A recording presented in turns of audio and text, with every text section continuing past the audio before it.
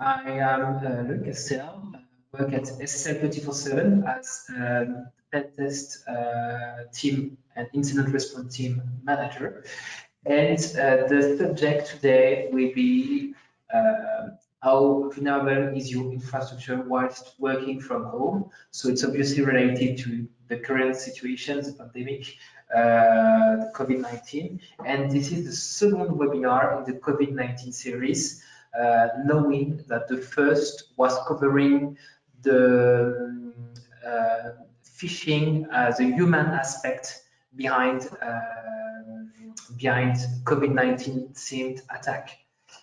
So I work at 24/7 since more than 3 years now. I'm managing a team of 15 engineers dedicated to offensive, so pen testing mostly, and defensive security work, meaning security integration and incident response, for instance. And myself, I'm a pen tester for more than 30 years now. And I've been presenting webinars in the past, since more than 1 year now, with different teams like Red Team, Instant Response. There are also webinars presented by SSL 24/7, notably PKI subject webinar. And you can watch them again on YouTube. They will be uploaded as well as this very webinar soon. So, as I said, the C19 theme is really actual due to the situation, and we covered the social engineering part in the last one. So, showing like the latest trend in phishing attacks, and showing a case study where we did a phishing simulation on an old client, an old customer, a customer we've been working with since 3 years now. And we showed that the fact that people were working from home increased the probability of employees falling into the trap of phishing. In this one, we're gonna focus on the infrastructure part, and we'll also have a case study regarding one of our penetration testing that we did during the quarantine. So, as for each webinar, there's a small rule. If you have a question, please write it. So you're obviously muted, you cannot speak, but you can write in the small question section.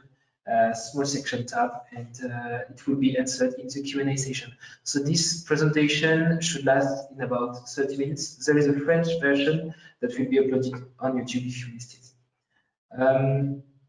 I'm not going to spend too much time on the COVID-19 situation, since it was covered in the previous webinar, and since we are in July 2020. So except if you live in a very near very far place, you've heard of the situation and the quarantine. Obviously, it created practical effect in that most employees that could work are still working from home, and it created anxiety, and people were focused on the subject. And as every major event, including positive ones like Olympics or football World Cup, the negative one as well, like this pandemic, are often catalysts for cyber criminals. They're using the fact that everyone is Googling, everyone wants to have information about the subject to inject the malicious malwares, or use the SIM to increase the probability of their attacks success. What have we seen in the last 3 or 4 months or so? So starting from January 20, we've seen there's a really good paper from Mindcast that has studied 100 days of coronavirus, and it has been seen that there is a global trend in increased cyber attacks, not only due to the C19 or with the C19 theme, but globally. And we can see on the last graph, blocking of URL click, which means spear phishing, has increased between January 20 to April 20, has increased by 55%, which is enormous in 4 months. And this can only be explained due to the fact that phishing has been increased a lot. Now back to the more related C19 theme. Obviously, there have been a lot of C19 DNS domain registered on the subject. We can see in March that it's exploding, and obviously there is a high chance, there is a high correlation rate between the COVID or coronavirus theme or name in the domain and a malicious effect. So there are probably more malicious domain related to coronavirus than actually non-malicious ones. So, I was about to close the webinar. We've seen the C19 used in malware distribution. So, for instance, the red light stealer, which is a password stealer malware that you can buy on the darknet for starting from $300 to thousands of dollars. It has been seen distributed through C19 theme domain. So I think the domain was COVID-19 dash something, and there was a URL allowing to download this malware that, if you click that, you would be infected. There is obviously phishing using the COVID-19 theme. There is a good example on the Unit 42 Palo Alto blog post, a good example of Bank of America fake login interface that was using a COVID-19 theme. So it was COVID-19.bank of America with a typo in it. PayPal, Apple, we've seen a lot of legitimate website being impersonated using COVID-19 in the domain name. We've seen also a bit more exotic C2 communication using the COVID-19 name. So C2 is the server that handles the malware executed on a server on a workstation. So it's basically the server where the malware call home, that the malware used to call home. And we've seen scams. So for instance, this was a good example of anti-COVID-19 pharmacy, which is obviously which is a fake website dedicated to increase the demand on pharmaceutical products or sell fake products. And this one is interesting. It's a screenshot from the Sandbox application. So you can upload your executable. It will run it and capture network system traffic and the name of the executable. So it's the website. Executable binary named coronavirusmap.com. So it looks really professional, but when you are looking under the hood, you can see that it's making code, network code to C2 server, and it's actually as a root, sorry for the pronunciation, variant, which means that it's just a family of malware that has been injected into apparently legitimate application, allowing to map COVID-19 cases in the world. So it's a really good case showing the use of coronavirus to spread out malware and to increase the chance of winning for attackers. Another vector, which is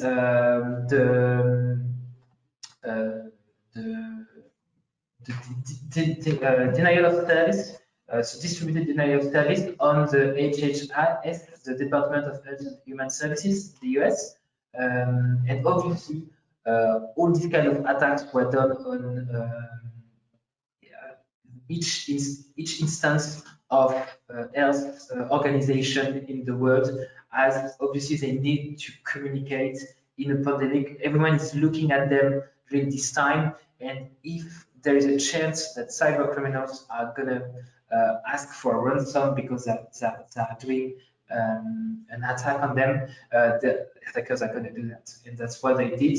Obviously, or it's for the better that it did not work. They were able to tackle this attack. It did not have any repercussion, but they did communicate about this. It's a good example.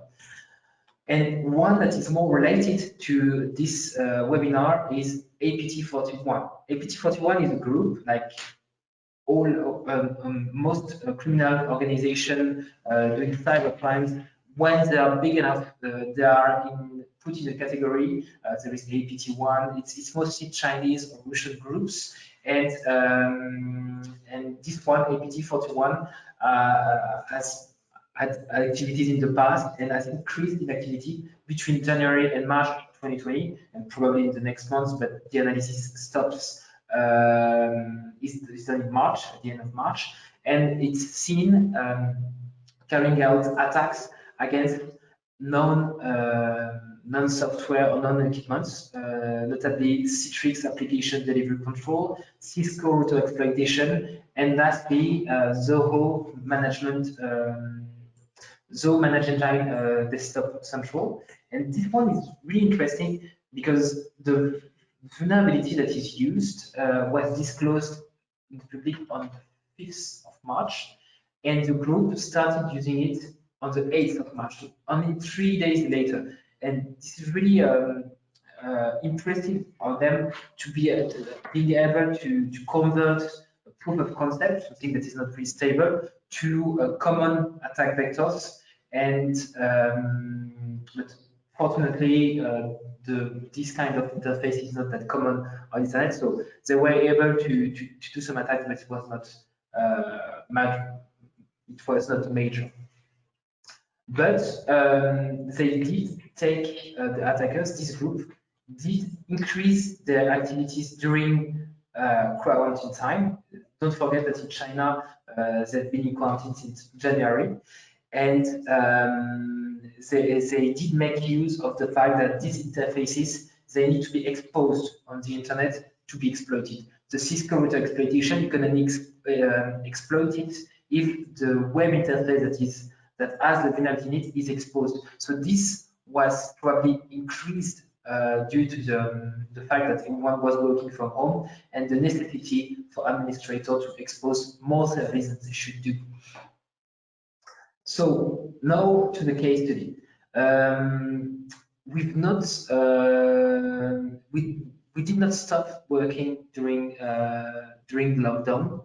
On the opposite, we even had a bit more cases than usual, and especially external penetration testing. So of course, internal penetration testing were slowed down a lot since we need to be on site to carry it out. But external penetration testing simulates what an attacker could do with a scope of work consisting of several IP addresses, internet exposed, of course. And the goal is to simulate an attacker targeting a specific company, specific organism, and showing whether or not it's possible to compromise the internal network from the internet, or to steal data, or to deface, or what practical risk can we extract from an attack on the external perimeter. And it consists of 4 phases: reconnaissance phase, which is passive phase, open source intelligence, gathering name, DNS name, gathering login and passwords from previous data leaks, and so on. A mapping phase consisting of knowing what we can attack, what type of service are exposed, what version are they running on, and so on, and basically create a map of everything that can be a target for attackers. And then the main part, which is looking for findings, looking for vulnerability on the mapped out perimeter. And when there is a vulnerability that an exploitation is made. So this is the part that is really specific to penetration testing. So if you do, for instance, a VA scan or a standard assessment, you're just going to get a list of findings, and that's it. If you do penetration testing, you're going to get the pen tester, if it's done well, is gonna go to the next step, exploit the vulnerability, and see what he can do from there. And that's exactly what is shown in the case study. Knowing that in that case study, it was done in May. It was for a web hosting provider, so not a big provider like AWS or something similar, but quite medium-sized web hosting provider.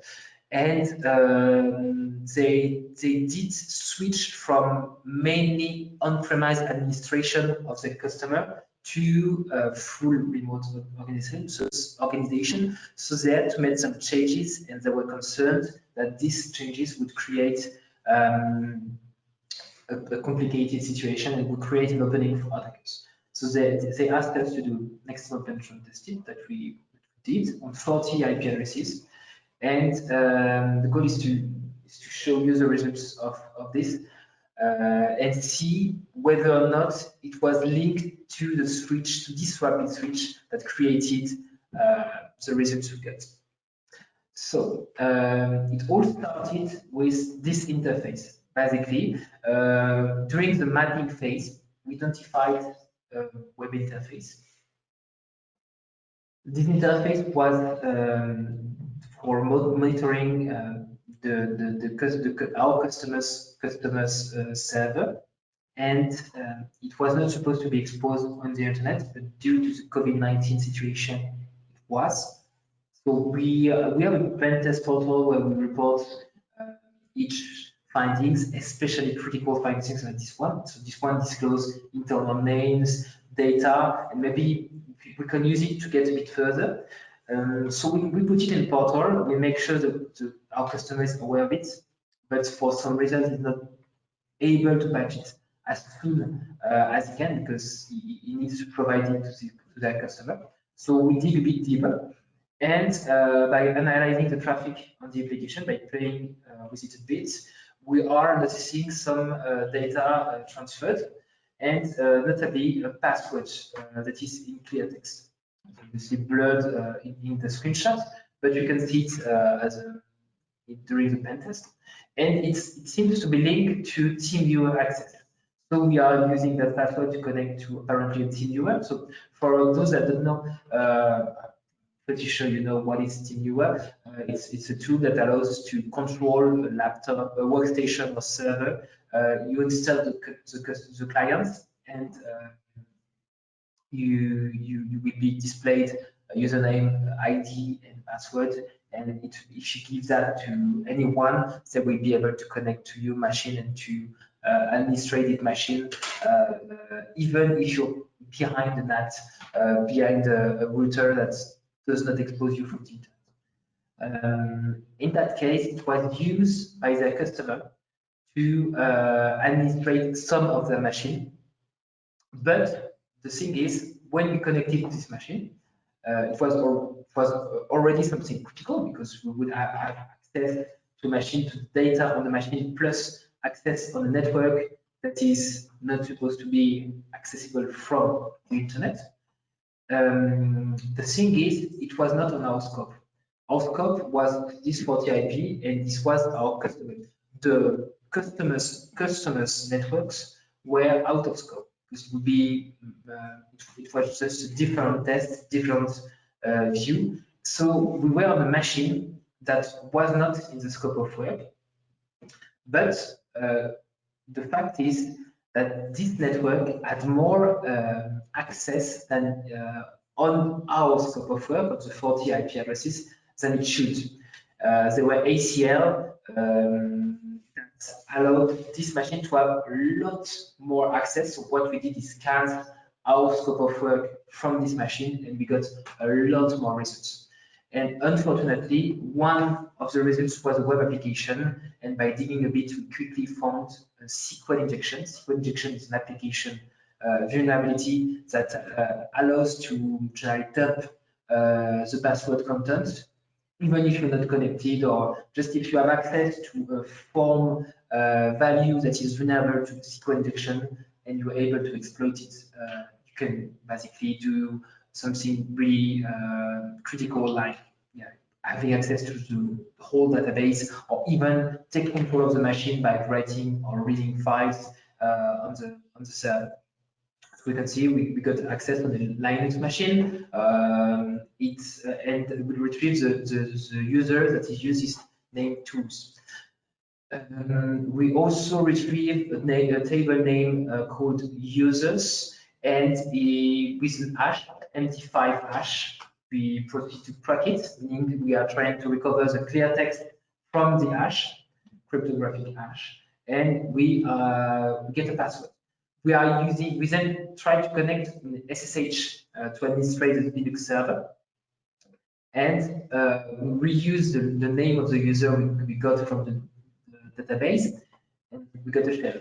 We got a remote access on the server in production, which is already something, and which is already a big concern from our customer. Of course, on each time we advance in our process of attacks, we document that in our portal so our customer is aware of it and is able to patch on the go, basically.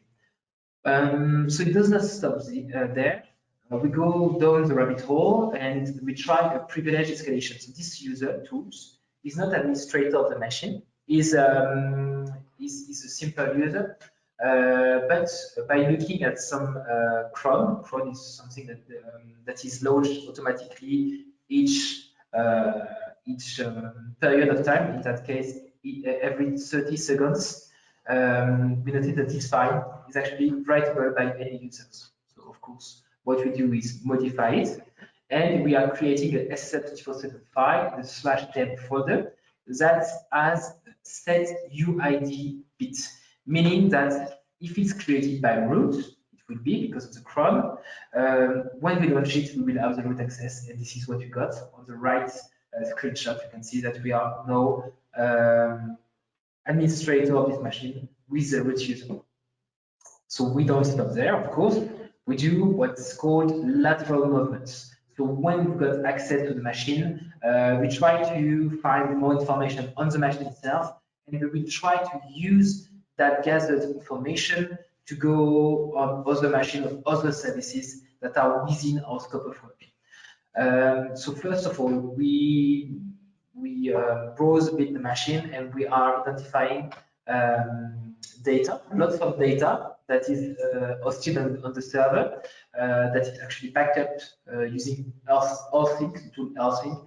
And when looking a bit, we find information about their customer. So it's already something critical. But we also discover passwords, very specific passwords, username and password sets that allow, and that we try to replay. Each time we find a set of passwords, as attackers do, we try to replay it on all the authentication interface we encountered in the past. In that case, we got a success on ESXi, which is an interface of VMware allowing to administrate all virtual machines. So this is the worst scenario possible, because when you access this kind of interface, you're able to administrate each machine hosted of each of their customers. And it's only one ESXi showing on the screenshots. We actually got access to more than 5,000 machines through different ESXis. And when you have access to this, you can just go to the console tab and have access. You can do whatever you want. You can stop the VM, you can backdoor it, you can steal whatever is on it. It's the worst case scenario. If an attacker gets hold of this interface, it will be really complicated to get back. We got access to other machines. The passwords that we got from the server was reused, which is a bad practice, and got us access to many more services and servers. I've summarized the scenario, because it's getting a bit complicated with 8 steps to get to the last step. And I'm not going to go over this again, but I just wanted to show that the first and the third step were due to the COVID-19 situation.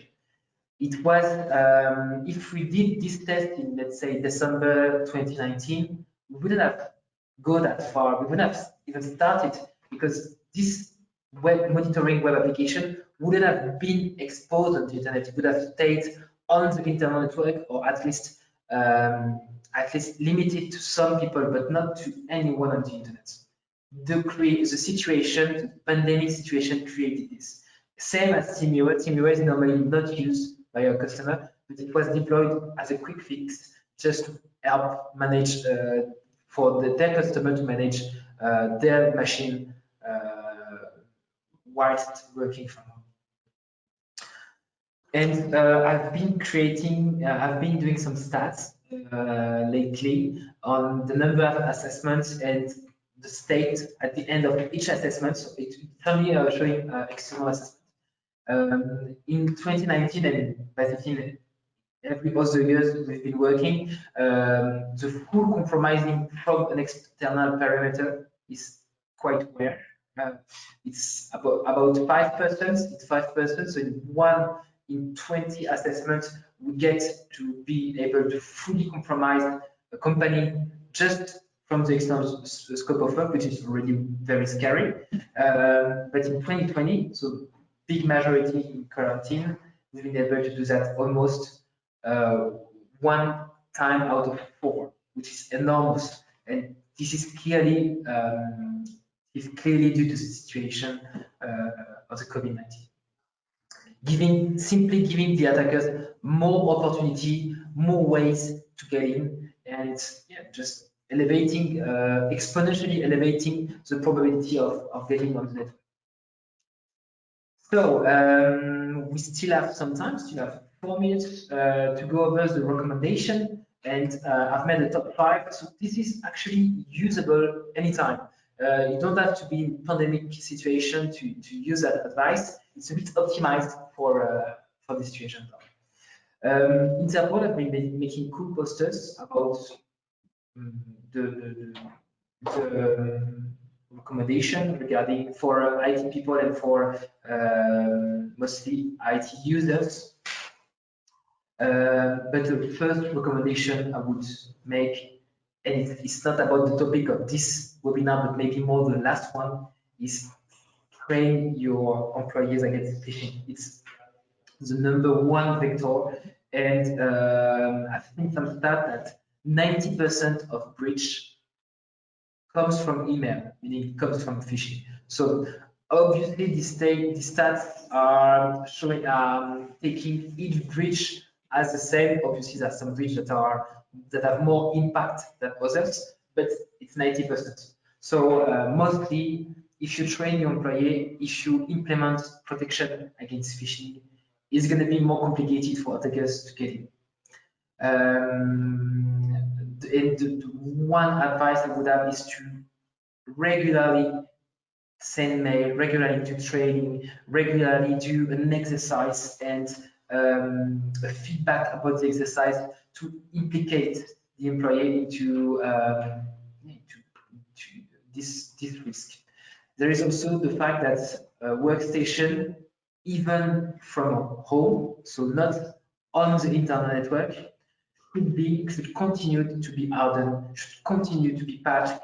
So each infrastructure, each step, each antivirus, each centralized solution, inventory solution should work even if the workstation is not on the internal network, but is on the VPN or is elsewhere. Also, don't mix personal and professional devices, as it will just create a bridge between the two worlds and increase the chance of one compromising the other. My favorite one is authentication. The fact that multiple factors of authentication exist is implemented is a really big change, a really big increase in security. So just to explain, it generally consists of a token or a push notification on your phone. And I've seen it work, for instance, on RDP session. You just get a notification from the provider. Did you connect on this server? You say yes or you say no. if you receive a notification when you didn't connect, it means that someone is using your account, so it also gets you an alert. It's good. But it's really powerful, and it's good blocking protection against phishing, because if your employees, if your IT users are phished, they give their username and their password, so attacker will try to connect, but they will get stopped at this process because they won't have the second factor of authentication. Another advice would be to simplify authentication for your users. Avoid giving them the necessity to have 30 different passwords. They won't remember 30 different passwords. So either they will reuse the password, either they will use crappy passwords, or either they will use password manager, which is a good thing, good practice. So democratize password manager as well, so Dashlane, LastPass, or KeePass solution, and any password manager would do. Prefer the one that are audited and accredited, of course.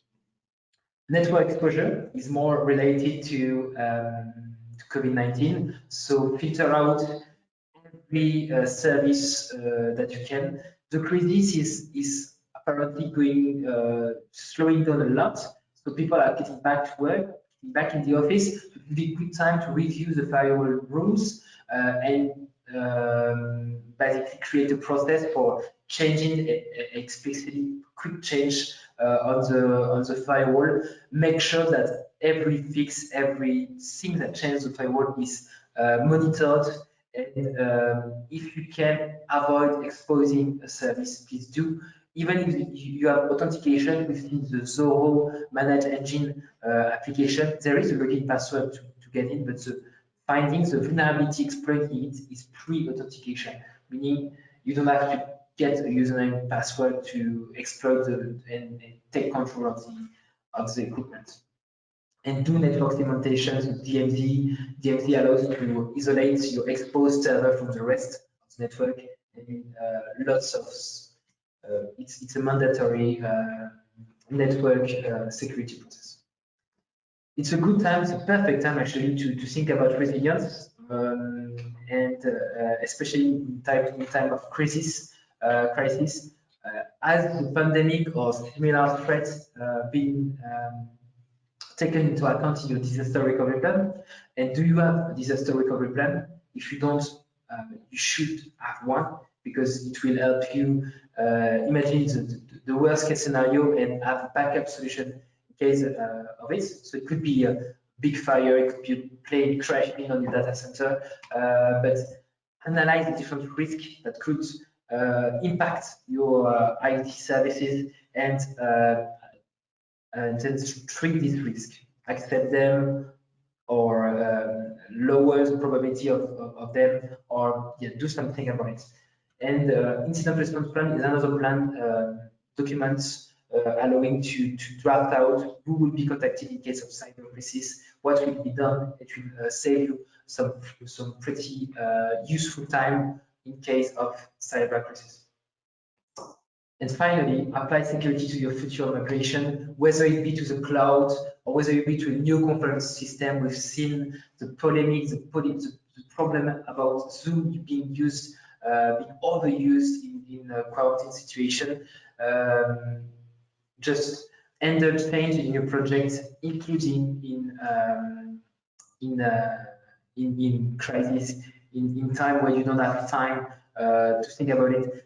Think about security. If you are moving to the cloud due to the situation or because it was done, also consider that your cloud provider might not be there in 3 or 5 years. They could double or triple their fees. So always have a backup solution in case something goes wrong with that cloud provider. So I think we are done. I have time for one question, so I will see. I'm going to look at the question tab if there is something. Okay. Let's see. All right. Are you seeing a trend in external pen test due to the COVID-19 situation? Yes, so as it was shown in the stats, we are seeing that trend. We've seen more attacks, more incident response as well coming from an external vector, and also in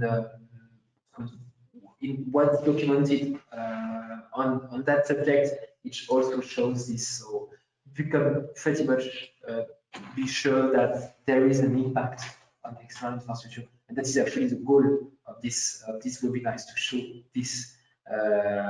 To show this, but phishing is still even more used by attackers in even more in data. Okay, as you can see, you can look at previous webinars on S74 YouTube channel. You can contact us if you have any any more questions. And I wish you a really good day.